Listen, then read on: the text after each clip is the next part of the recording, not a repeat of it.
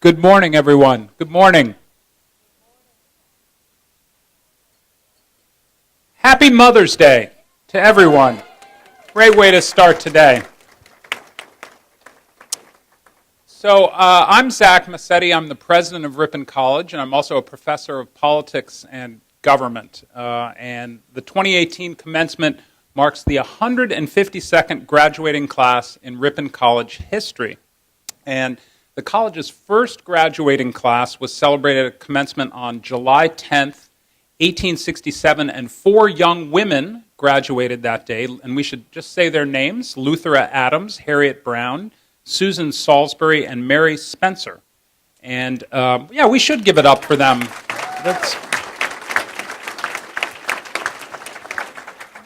Now, the president of the Bar Association in Milwaukee gave an address that day, and the title was True Success. So a nice way for the college to have begun its history. So as many of you know, since 1957, it's been our tradition to center commencement around a particular theme in the liberal arts, and this year we celebrate the theme Civil Discourse and Dialogue by recognizing the commitment of 3 individuals who are dedicated to supporting these values and creating space for crucial conversations in the country. So our featured guests today are Judy Woodruff, the anchor of the PBS NewsHour.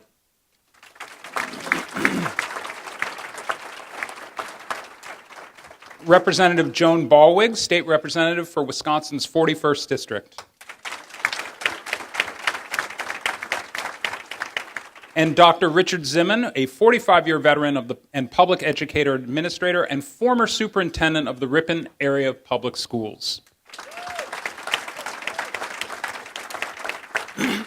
So this forum is designed so that graduating seniors, their families and friends, and the rest of the Ripon College community get an opportunity to get acquainted with our commencement speakers before the ceremony, which occurs later this afternoon. As one former dean said to me, we like to learn our students right up until the last second, right? So we're doing that today. So let me just tell you briefly about each of our speakers, a little more about them, and then what we'll do is we'll have a conversation here that I'll moderate for about 15, 20 minutes, and then we'll open it up to questions from you all, but preference being given to graduating seniors to ask the questions. So graduating seniors, get your questions ready. Alexa Beck, my research assistant, I want to hear a question. So Judy Woodruff is the anchor and managing editor of the PBS NewsHour, and she has covered politics and other news for more than 4 decades at CNN, NBC, and PBS. She's a graduate of Duke University, initially a math major. Yeah, how about that, right? Initially a math major who switched to political science. That's what always happens, folks. That's what always happens. She was also active in student government at Duke and a member of the Alpha Delta Pi sorority. I think there's some 80 Pi's here, yes? There you go. She also served on the Duke Board of Trustees for 12 years as well.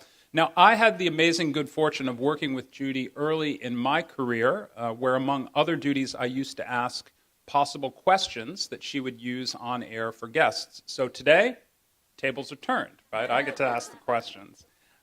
My wife, Julia, and I still watch Judy at 6 p.m. on Wisconsin Public Television every weeknight as we prepare dinner, as I know many people here in the audience do. She is one of the most widely respected and decorated journalists of her generation, balanced, thorough, interested in getting to the truth, and her commitment to excellence has made us all better informed citizens about the most important issues facing the country and the world. Next, let's introduce our second guest, Representative Joan Ballwig of Wisconsin's 41st Assembly District, and she will receive Ripon College's Founders Day Award today, as well as an honorary degree. Each year, the college celebrates its founding by honoring a community partner with this award, and it's given to someone who really exemplifies the ideals of the founders of Ripon College, and someone who's contributed above and beyond to the mission of the institution. Representative Ballwig has done quite a bit for Ripon College throughout the years, whether it's hosting student internships, being an active participant in numerous campus workshops, discussion forums, town halls, and meetings. She served as in the State Assembly since 2004. She was the Majority Caucus chairperson in 2011 and 2013, and currently serves as the co-chair of the Joint Committee for Review of Administrative Rules. On the national level, she's involved with the National Conference of State Legislators' Branch Institute on Improving Child Safety and Preventing Child Fatalities, and serves as the vice chair of the Council of State Governments. In 2020, she'll take over as president of that organization. So, Joan, welcome to you. We're glad you're here. This year's distinguished educator is Dr. Richard Zimmern. Dr. Zimmern's career as a public educator, as I said, spans over 4 decades, including 9 years here in Ripon as superintendent, where he retired in 2013. Dr. Zimmern really wanted Ripon Public Schools to achieve excellence, and he focused his efforts on transformational programs and also was superlative in his use of communications and reaching parents and the community.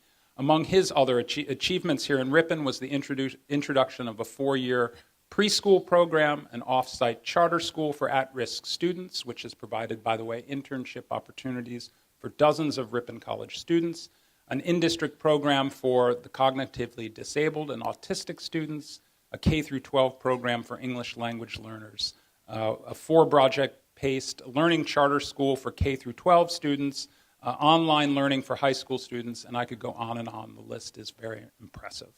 So here's how we're going to proceed. I'm going to ask questions, we're going to have a conversation, and then maybe about 20 minutes from now we'll open it up to the audience. So we're talking about this question now of civil discourse and dialogue. So I'm going to start with you, Judy. So when you're thinking about how to conduct an interview with someone, or you're thinking about how to do a story, what is fundamental in your planning? What are the first things you ask yourself as you start to develop an idea for an interview or a story? First of all, I have to say, first of all, what a treat it is to be at Ripon. I've heard so many wonderful things about this school, and to know that my dear friend and colleague so many years ago is here, and I've heard from him. You're the one that's supposed to know how to use the microphone. About what a fantastic place this is, and I've seen that ever since I arrived here yesterday afternoon. So thank you so much for having me. Zach, and by the way, the tables are turned. I'd much rather be asking you questions than turning around.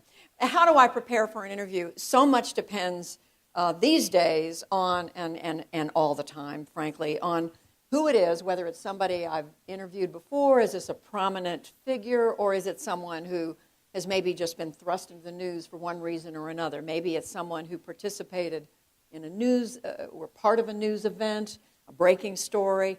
But if it's someone, say it's a member of Congress, it's a senator or a member of the House, you just try to learn as much as you possibly can, not only about the issues or issues you're going to be talking to them about. You try to learn as much as you can about what position they've taken, what have they said publicly, what have they believed to believe, even if they haven't said it publicly, where are they going?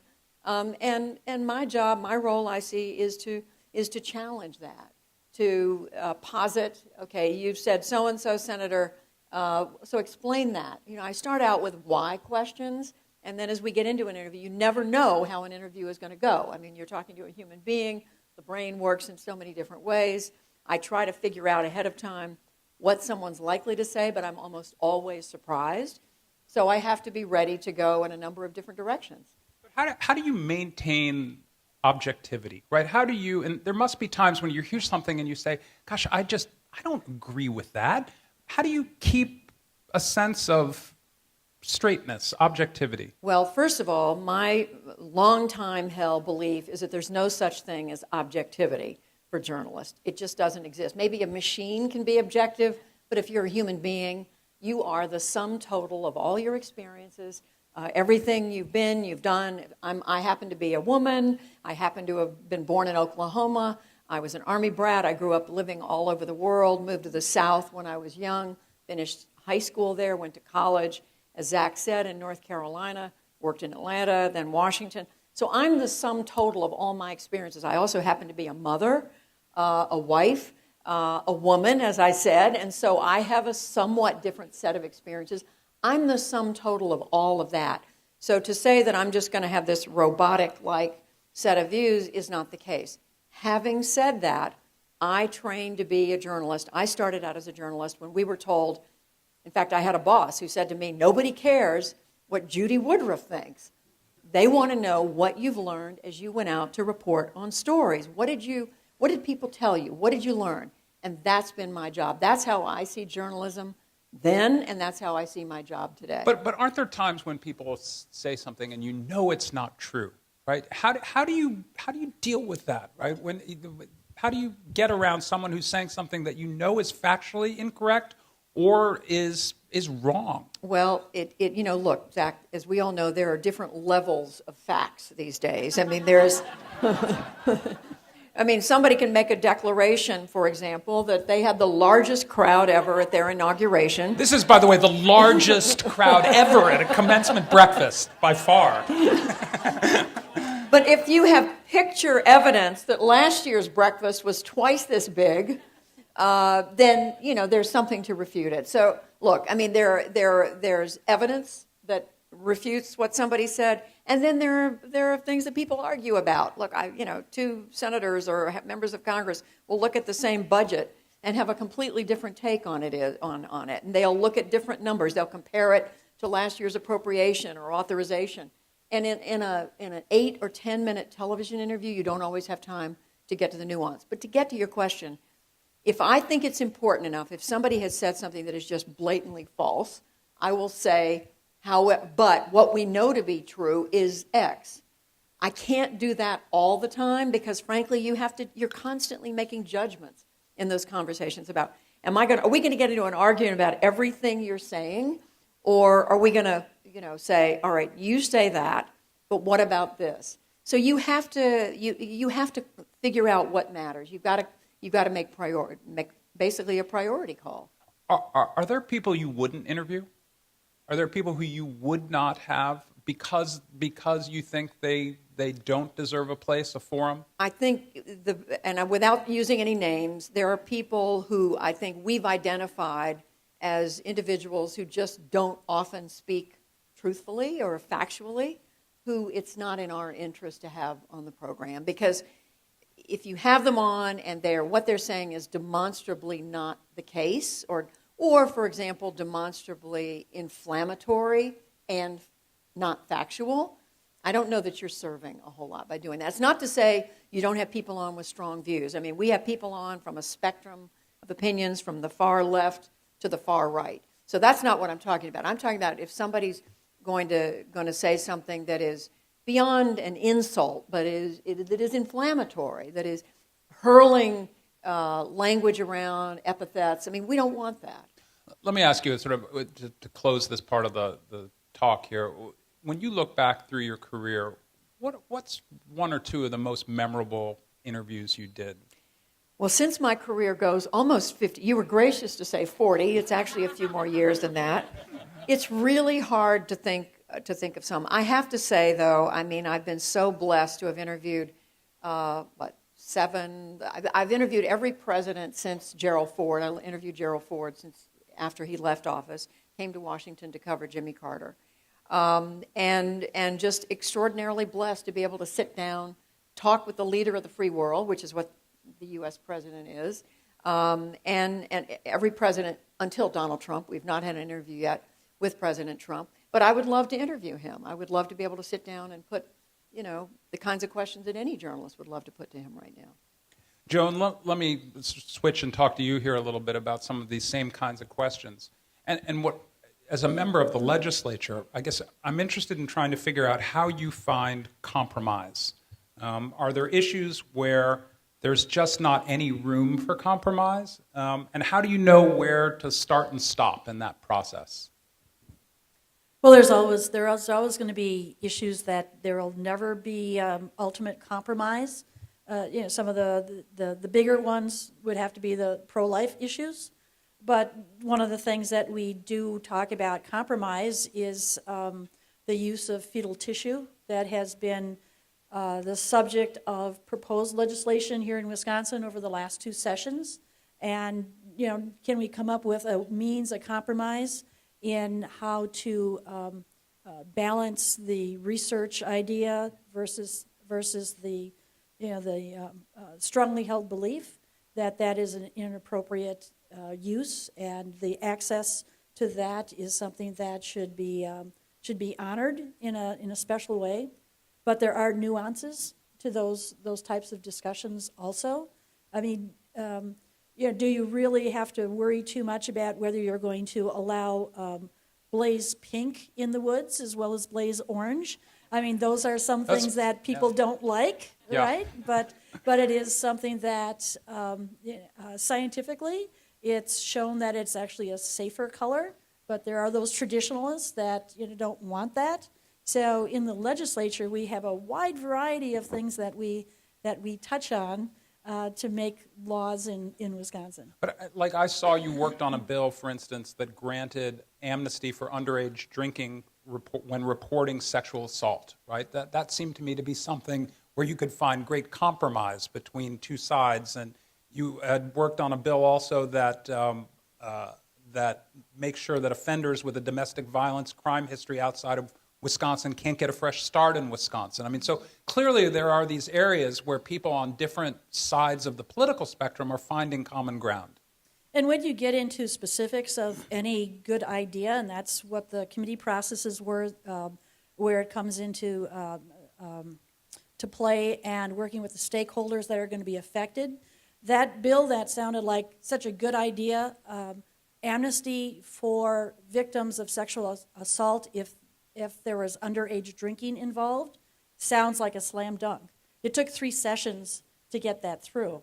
And that was because there was a concern by some folks in law enforcement, some folks in the college community that were worried that we would be endorsing underage drinking. But in the end, with the help of our current Attorney General and working with partners in law enforcement, we were able to make the case that it's more important that the victim of sexual assault was the person who was taken care of, that law enforcement was not going to be more interested in handing out that ticket than trying to help that person and possibly find that perpetrator. So even those things that look simple sometimes are very complicated. Well, and you've been in the legislature since 2004. So how has Madison changed since 2004? Well, I've been there for 2 administrations now. I was at the end for Wisconsinites. I was there for the last 4 years of the Doyle administration and now 10 years in the Walker administration. The biggest thing that I think you see differently is some of the attitudes in being pro-business, and I'll give a little example. Earlier in my term, one of my constituents in Green Lake talked to me about, wouldn't it be nice if we had a one-day fishing license? Because in Wisconsin, we sold only annual fishing licenses. And so what was happening, people would come to this part of the world, beautiful Green Lake, decide they wanted to go out and try fishing, go out on the big green when it was a nice day, and went to the bait shop and saw what they had to buy in gear, what they had to get for a license, all of these kinds of things. And in the end, they decided, well, either I'm not going to try it at all, or I'm going to take the risk that the warden isn't going to come by and look at my license. So I went forward with trying to start this legislation, and my partner in the area, Senator Olson, said, well, that's been tried before. I don't know if you want to do that. Well, I went ahead anyway, because as new legislators, you don't realize that probably everything you thought of already was tried once before. Same. It's true with college presidents, by the way, too. But there is a different environment. So in the former environment, when that was tried, the Department of Natural Resources was worried about the possible loss of that revenue, because the difference between the one-day license was going to be less expensive than the full-day license. But the idea being more business-friendly, tourist-friendly, why don't we get someone hooked on fishing, and if they like it that one day, maybe they're going to come back and do it again. And we also put a provision in that bill that if you bought that one-day license, you could turn that in and get an annual license if you really liked coming back to it. So there is a real different philosophy that I see right now in trying to get some of those things done. Yes, hooked on fishing, indeed, right? Richard, let me turn to you and sort of bring you into this discussion as well about how you find common ground with people. And you, as superintendent of schools, you dealt with a very diverse set of constituents, right? Students, teachers, staff, the legislature, the school board. How do you find common ground as a superintendent when you've got all these people asking for different things on issues that they care so deeply about? Well, probably about the same way that you have to do it as a college president. Everybody loves me here, though. Yes. That's what I've heard. Yeah.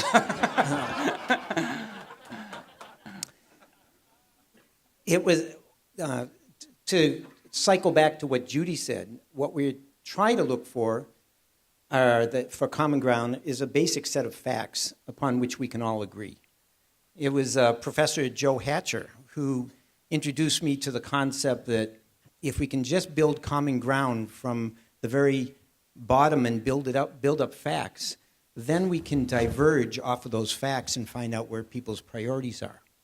So if you're remodeling a kitchen and you're looking at your countertops and you're deciding whether I'm going to do laminate or I'm going to do granite or I'm going to do quartz or wood or tile, we should be able to come up with a pro and con list for each one of those materials and be able to agree that based upon durability, based upon cost, maintenance, all kinds of things, there are pros and cons with each one.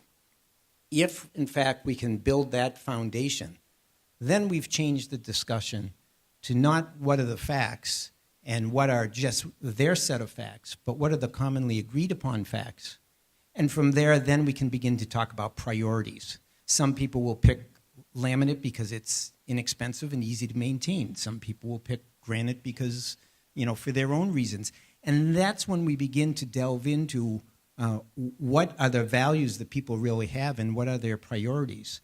And that's where the discussion begins, instead of backing everybody into corners who are only looking at their own set of facts. But what happens when you're in the classroom and there are things like climate change and there are things like other political issues here where there is not a common set of facts? How do you teach those things? And how do teachers create a space in a classroom where it's not a question of which laminate you're going to put on a kitchen surface, but these are fundamental questions of the way people look at the world? Well, once again, it's a matter to try and separate what we know and what we are on the way to bringing together facts to come to some conclusions, and which things are, in fact, a belief system. And that's critical training for critical thinking is what the schools are supposed to be doing, is to help students as well as staff as well as community members understand the difference between fact and opinion, fact and belief, facts that are still in motion, and facts that are securely held based upon the evidence we now know. And that discussion we need to be able to have. And then if we're able to treat people with respect, we should be open to hearing about things. So if someone says, I don't really buy, and we run into this in the public schools all the time, climate change, evolution. I mean, we've been talking this almost 100 years since the Scopes trial. We keep coming around and around to some of these same issues. And it's more about not excluding and separating people, but really about respectfully saying, why do you think that this is the answer, or this is your belief, or this is these are the facts that you're looking at? Knowing that it's not for the purpose of persuading, it's for the purpose of illuminating, so that people, if you've taught critical thinking skills, can then take that discussion and move onward and form their own way forward. Let me bring this back around to Judy, because this is a point I want to sort of narrow in on. Because see, my plan worked. You did. So Judy, you wrote something on a blog post that we found in 2009, and you said, how can we reach consensus if members of the Congress won't even talk to each other except to throw insults? One thing I plan to do is make note of any examples of Republicans and Democrats working together. So you wrote this almost a decade ago. A decade later, where are we on that? Well, there weren't that many examples. There weren't that many examples of the two parties. And I don't want to be facetious because there are examples where the two parties have worked together. But there's no question, Zach, we are at a time now when the two parties, and I'm going to refer to this in my remarks a little later today, are more divided in Washington and around the country than we've ever been in the entire 40-plus years I've been covering American politics. I think one of the things that needs to happen, and my hope is that the younger generation, all of you who are graduating from Ripon this year, and your cohort, your friends around the country who are your age, you're going to find a way to listen to each other better than our generation has. We've gotten into corners, as Richard said, where we've got firmly held beliefs based on whatever set of facts it is that we've chosen to cling to say this is what I believe. And there may be a great majority of people who ascribe to those facts, but there may be others either because of their faith or their background, some other, as I said, their religious background or some other set of reasons, their cultural background. They just may have a completely different set of views. And we've got to do a better job, all of us in the media, all of us as American citizens, of listening to each other so that it's possible when we have these profound disagreements, as we do on abortion, on issues around gender, gay rights, guns, you name it, the issues that are the so-called hot-button issues of our time, that we're willing to accept the fact that somebody else has a strongly held view, and we respect that, but we still need to come together to talk about it, to figure out ways through it, because as a society, we do need to have agreed-upon rules of the road. But in order to do that, each side has got to be able to calm down enough and say, all right, I know your views are here and mine are there, but we've got to find some common ground, which is what your questions are about. Right. But we need to do a better job of listening than we are now. What about that, Joan? Do you see that that space exists in Madison in the legislature? Oh, it absolutely does exist. There's always a few folks that are on both sides of the aisle that are dedicated to charging ahead to do whatever they want to do. And they normally don't get a lot accomplished, actually. They may get some headlines, but they're not going to be successful in their attempts. So you see much more coalitions of folks that are coming together, task forces that in a bipartisan way work together to come forward with. That's where most of our successful proposals come from. 92% of all the legislation that's passed in Wisconsin is bipartisan, and no one would ever know that because those aren't the things that actually are in the news. It's only the things that there's folks on both ends that are discussing, and it's the folks in the middle just trying to get a few more from each end to come into the fold so we can actually get something done. Let me ask one final question of the two of you, Judy and Joan, and then we'll open it up to questions from the audience. And it plays off a quote that you gave, Judy, in a profile that was done of you in the New York Times recently. And you said that there's no question that we were pioneers, you're talking about yourself, and that we were viewed as odd exceptions. This is talking about being a woman in the workplace and throughout your career. How has it changed for both of you throughout your careers, from college really up into today? And what do you see for young people who are graduating today into the world, particularly young women, as to the way the work landscape has changed? Well, it's in many respects, it's night and day. When I graduated from college, there were very few role models. There were a few women. I think there were 2 women in the United States Senate, and I think a handful, maybe 10 or 15 in the House. Today there are 70, I don't remember the exact number, 75 in the House, and 20-some women in the United States Senate. There have been more women governors, more women serving in state legislatures, state assemblies around the country. So you see women rising in prominence in the private sector, the public sector.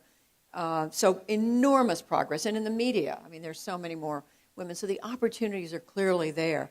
But we have a way to go, like anything else. I mean, the whole Me Too movement, which has gotten so much attention in the past several months, I think is a reminder that there are attitudes out there held on the part of some people, some men, that I think have to change. And again, my hope is that the younger generation coming along, men will understand that what's right is to treat all women with respect, and for women, what's right is to be supportive of other women. And so I think we have come so far, but we can never just assume all is fine. What about that, Joan? Have you seen a change through your career? Absolutely. When I first went off to college, the first in my family to do that, of course I was going to be an elementary teacher because that's what women did. Women were teachers. And when I graduated, my favorite aunt told me, when I told her I was going to be an elementary teacher, she told me, well, you're smarter than that. You could teach something besides elementary. And I think, no, this is great. I'm gonna teach kids how to read. But that same aunt, when I told her I was going to run for mayor, she told me, well, why are you doing that? You should be at home taking care of your kids, right? But coming from living here in this rural part of the world, being in business with my husband now for over 40 years, and be celebrating our 44th wedding anniversary All right. in 2 weeks. Fantastic. Coming from the agricultural community, women were a big part of the success of that family farm. And so being in an agricultural business, it's very understandable and expected that there's going to be women that are involved in leadership and making things succeed. And then when it comes to the legislature, actually the Midwest isn't doing bad when it comes to women that are in government and are in leadership. We're about average in the United States, within the upper 20% of folks in the legislature. But when you look around at women that are actually elected, you'll see that most of the women who are elected are the clerks and the register of deeds, and doing the type of work that is normally seen as the detail work, and not the folks who are the mayors and the county supervisors as much, and the county administrators. So I think it's seen that we have traditionally had a little bit different role, but I think that understanding is building, and through organizations like I and my daughter Rebecca support, Wisconsin Women in Government, we offer scholarships, we do programming that features women who have done these types of things over many years. We just had Samantha Powers as the speaker here a couple of weeks ago, highlighting that there are women that have traditionally been doing lots of things and setting them up as role models so that women can understand and young women can understand you actually can do anything you want to if you work hard enough at it. Good, thank you. Okay, so now let's open it up to all of you. We have Brendan McCoy and Sean Karsten who have microphones. So people who are asking questions, and again, preference to students, state your name and where you're from, and if you're a student, what your major was. So let's begin. See, there's no extra credit points now because you guys have I've already signed the diplomas, so you don't get extra. And before we do that, Zach, I just want to recognize two women who Please. work with you and me at Yes. CNN, amazing women journalists who are here with us today. Rebecca Cooper, stand up. She worked with us, and Deborah Nelson right here. They came all the way to Ripon today from Washington. Fans and longtime colleagues and fans of Zach and Julia Massetti. Okay, we're over there. Good morning. My name is Willie Penderman. I'm from Kaukauna, Wisconsin, majoring in politics and government, minors in communication and Latin. Thank you all so much for being here. We greatly appreciate it. My question is threefold. I want to focus on the local, state, and national, what you view as to be the biggest issue. So So, Dr. Zimmerman, what do you believe is the biggest challenge facing the community of Ripon within the next several years going down the future? Representative Ballweg, what do you believe is the biggest challenge facing the state of Wisconsin in the future? And Judy Woodruff, what do you believe is the biggest challenge facing our nation in the future?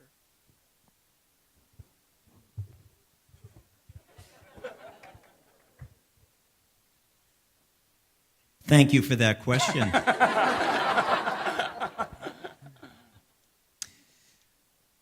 So have I told you that I DVR Judy every night so that I can?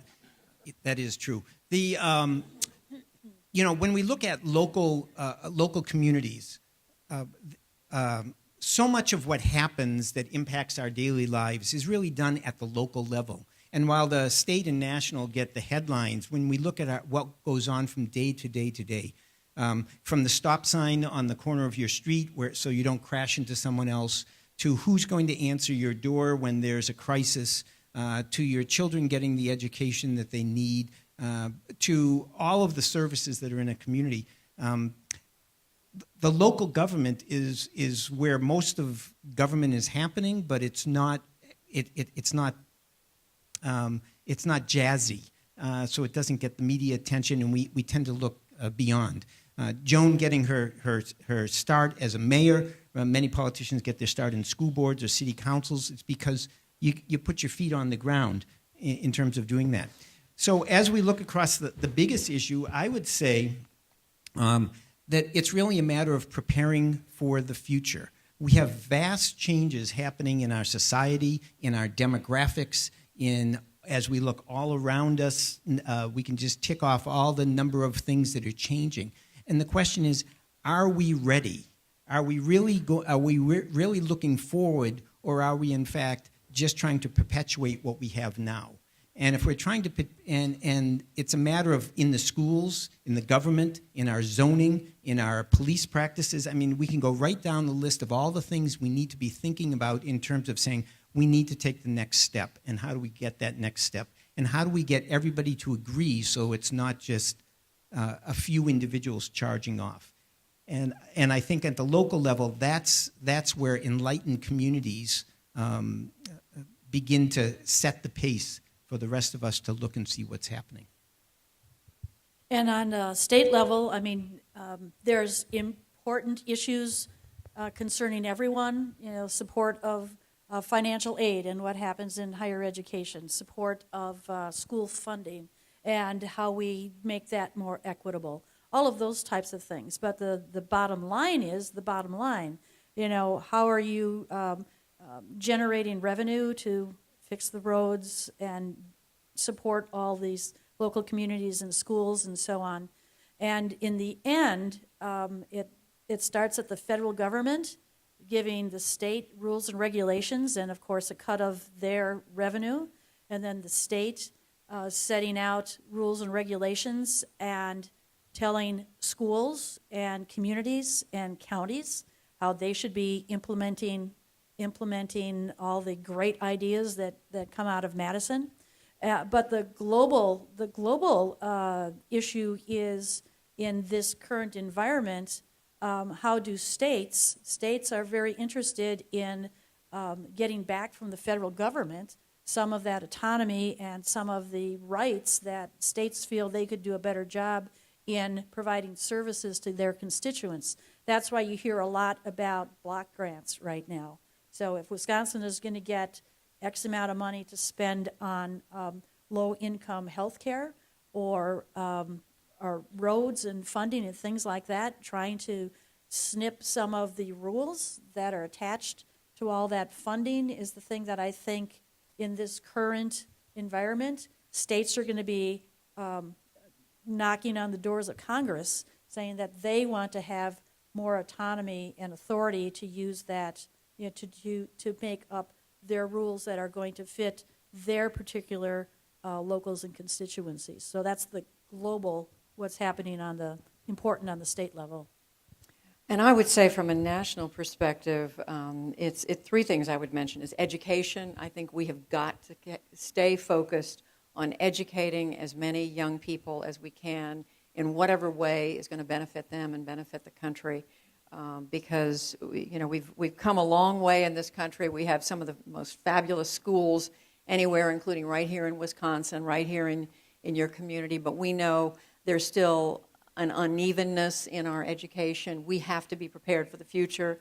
To get back again to your point, Richard, I think the second thing I would say is inequality. There's a rising economic inequality we've been able to identify in our country. It's a tough problem because we disagree a lot about what to do about it, what's the role of government, what's the role of the private sector, what should be left to the individual. But I think left unattended, that is something that could become a much, much bigger problem than it is today. But all the trend lines are showing those who are separating farther and farther apart from those who don't have. And we are not strong as a country if that's the direction we continue to go in. And just finally, I would say the political division that we've been discussing. We can't solve the other two problems. We can't figure out what to do about education, what to do about the inequality challenges facing us, unless we work together as Americans to get it done. So those are the three. It's a great, great question. Thank you.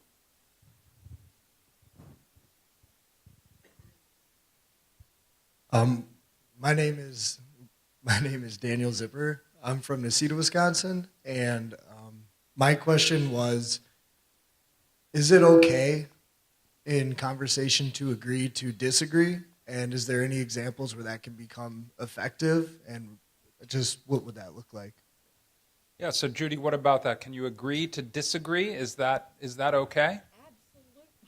Absolutely. Yes. It's really kind of what we're talking about this morning. If we don't agree to disagree, then we can't come together to do some of the things that Joan and Richard have been describing, what our challenges are. You can't get to any kind of compromise, or if there are a lot of people in this country who now think compromise is a dirty word, that you've given up on your principles, you've given up on the foundations of your belief system.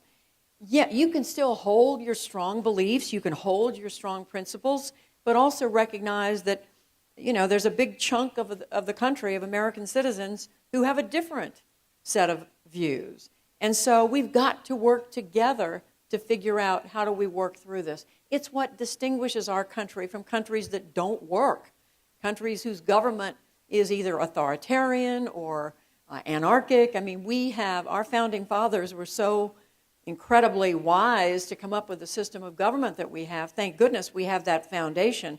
But it does require that at some point we're able to work with the other side. So in my view, we have to be able to agree to disagree to get to the next place. What about that, Joan? Because again, this is to continue on this question, it feels like the most courageous spot in the political spectrum right now is in the middle, right? How does that continue?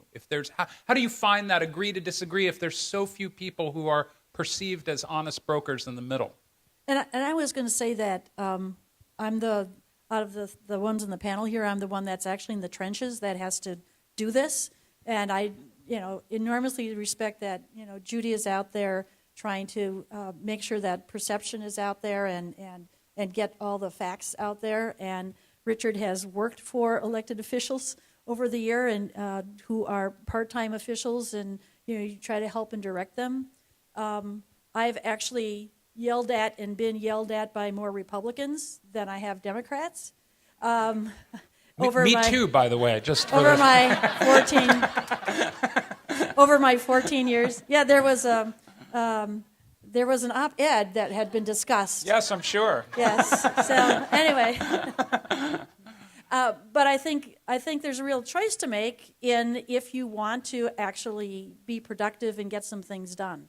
So there are decisions that I think if you are interested in being successful, there are decisions that are made that will have you bite your lip sometimes when there's something out there that you don't agree with because you don't want to spend the political capital, or you just don't see that person going, off the deep end is really relevant. So you're not going to worry about whether you have to try to bring them in or not. But I think overall there are plenty of people that are out there that will respect your opinion, even if it is something that they totally disagree with, because they realize that tomorrow you may be working on something together, something that you agree on, or something you can come to some compromise on, that you can at least, they and you can at least move down the track in getting something accomplished. I see the folks that are most strident are those that are immovable. And there's an example in the legislature, probably the most prolific bill writer in the legislature that did get a number of things done, but as a percentage, got far less things done than the average. So it's you burn too many bridges to be hopeful to be successful in the future if you're not willing to compromise. We have time for a couple more questions. Oh wow, it's weird hearing yourself talk. But, hi, I'm Dylan. I'm from sunny Waukegan, Illinois, and I'm an English major and music minor. But I've been thinking this whole time, we've talked a lot about verbal discussion and communicating that way. But what about the arts? How does art and civil discourse play together? Because I've always seen art as a freer form of self-expression than, say, politics, So I was just wondering if any of you have any opinion on that. And that's great. Thank you for coming from Illinois and find a job in Wisconsin. We'd appreciate that. But I think your comment is you're talking about self-expression, right? And so how you see yourself and how you see the world. But the things that we're talking about is how the world is going to affect you in the long run. And I had a constituent call me the other day that just last week that said I needed to get the shade of streetlights changed because it was causing aggravation. So I think there are some benefits to understanding the aesthetics of what's going on. And I think if you go to our state capitol and see the wonderful murals and things around, I think there is a benefit to our community in general with art and music.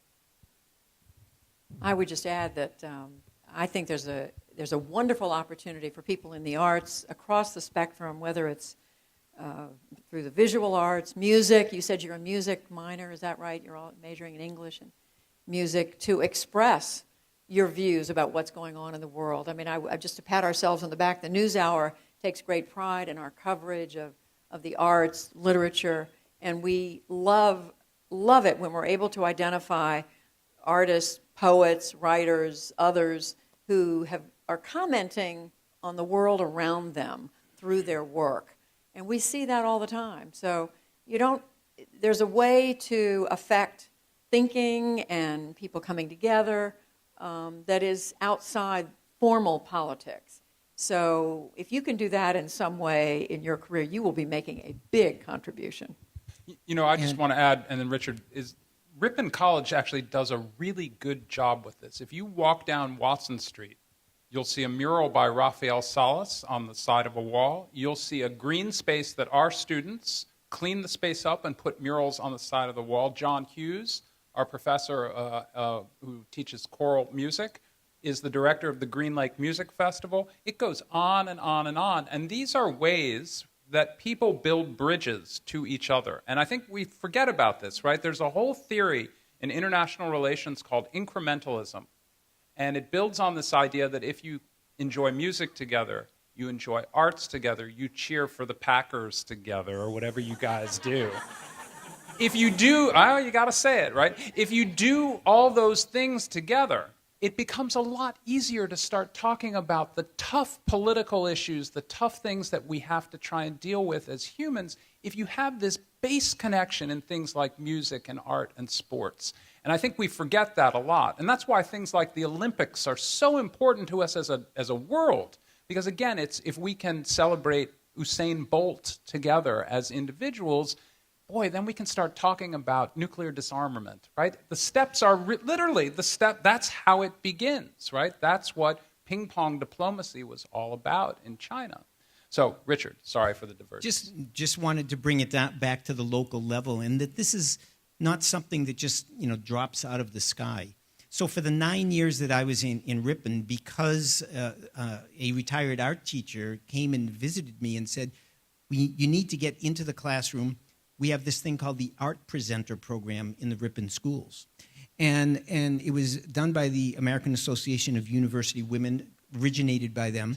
And what it meant for me is that every month I would go into a fourth grade classroom, my adopted classroom for that year, and I would teach about art appreciation, about the artist, about their life, what they went through. What do you see in this painting? And there's a curriculum, but it was very free-flowing in terms of getting those fourth graders to start to say, I like this one, I like it better than the other one. No, I don't really see something there, but I think he had an interesting story or she had an interesting story, and begin to, at a very young age, begin to develop appreciation and tolerance.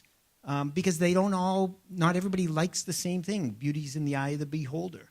And then as we move that through, and all of a sudden on Friday nights, it's coming to that part of the year in Ripon where we have music on the village green, where people, show up not because it's their favorite kind of music, but because, as Zach said, they want to be part of the community. They want to see, okay, I've not heard this kind of music before, or I want to be with my friends, and that's where the relationships begin, and we begin to talk about other things, and it all begins to gather momentum. So I think that just doesn't happen naturally. That's something we have to work at, because, in fact, it's something we have to build into our human character to really be able to have empathy for other people and have tolerance and appreciation for the way other people express themselves. And if I could just add a quick postscript, Zach, it's one of the things I think that has contributed to the partisanship and polarization in Washington.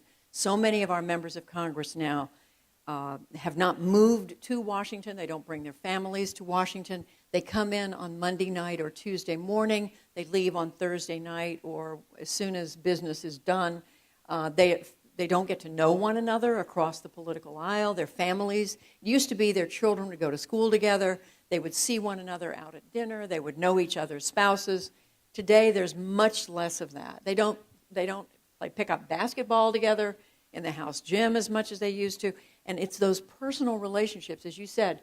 You can be the most conservative Republican and the most liberal Democrat, but if you say enjoy, football together, even if you've got different teams, or you enjoy some kind of music together, or the arts, and the young man is nodding, that can create a human connection, the bridge, as you said, Zach, that can make all the difference in the world. There's less and less of that today, and I think that's contributed a lot to what you see. Okay, let's take one final question. Is there one? One final question. Oh, we could open up to non-students if there are no students. Yeah, we need there's not You've been. got to have a female Alexa student. Beck, where are you? I'm going to call you up. She's not here. She had to go. Okay. It's okay. We'll take a guy. It's All okay. right. Sorry, I'm not a. My name. Wow, that is weird. My name is Brock. I'm from Beloit, Wisconsin. I'm in exercise science here on campus. So one thing you guys were talking about was common ground on the political and government spectrum. But what about in media?